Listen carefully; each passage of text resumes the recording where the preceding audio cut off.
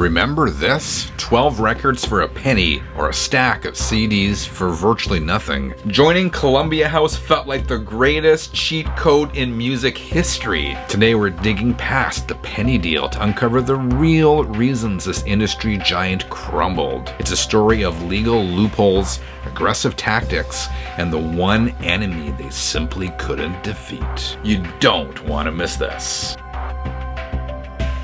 Today's video is brought to you by the Channel 33 RPM store. Keep prices as low as I can and I ship worldwide. Proceeds support this channel and help it continue to grow.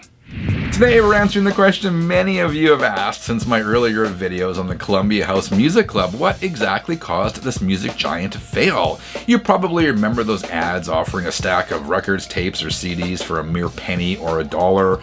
During its heyday in the 70s, 80s, and 90s, Columbia House was a massive force in the music industry, at one point, along with its rival BMG, selling 15% of all CDs sold in the US. Let's unpack the factors that led to its demise. Channel 33 RPM. Tracing its roots back to the 1950s as a mail order service, Columbia House evolved over time, offering everything from reel-to-reel tapes to records to CDs and even movies. The core of its business was the penny deal. You get a bunch of albums for next to nothing, then be obligated to buy a few more at inflated regular prices plus shipping to fulfill your membership. But there was a more complex side to their business model that allowed them to reap millions despite giving away so much free music. Negative option billing was arguably their most ruthless tactic. Here's how it worked. Columbia House had an album of the month. If you did not explicitly decline the selection, that album would automatically be shipped to you and you'd be billed. Forget to pay and you'd be hearing from collection agencies. This practice, now banned or at least heavily regulated in many jurisdictions, was a huge revenue generator for the company. Now here's where things got particularly interesting. Columbia also did not pay royalties to artists on the albums it gave away for next to nothing.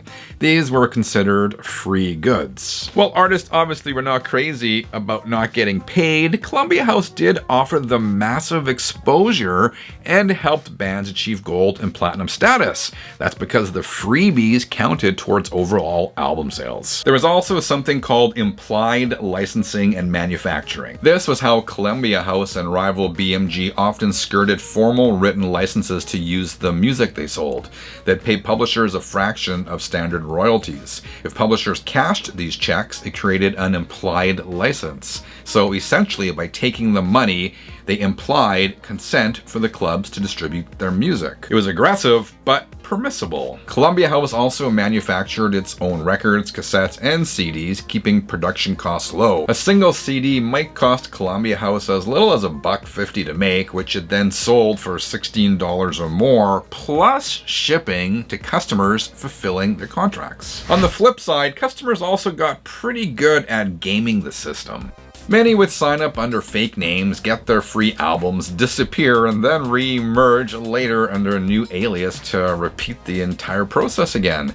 In one instance, a customer fleeced Columbia House out of over 26,000 CDs by simply using different P.O. boxes and fake names and doing it over and over again. Despite having a clever business model that generated huge profits for decades, Columbia House ultimately couldn't withstand the tidal wave of technological change and evolving consumer behavior. Simply put, their customers started downloading, sharing, and streaming music. The advent of file sharing and digital music in the late 90s and early 2000s fundamentally changed how people acquired and consumed music.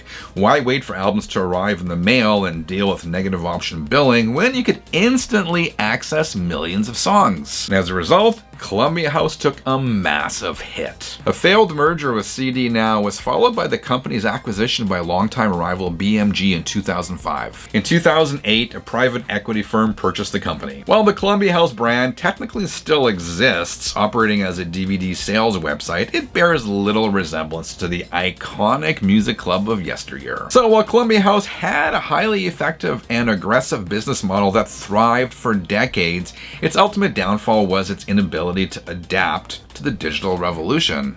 It was a mail order business in an increasingly digital world. Personally, I loved Columbia House and miss it, and if I'm honest with myself, I probably still owe Columbia House money. How about you? Alright, 33ers, what are your memories of Columbia House? Were you a member? Did you game the system? Let me know in the comments below. Remember to subscribe for more videos like this one. Until next time, keep on spinning.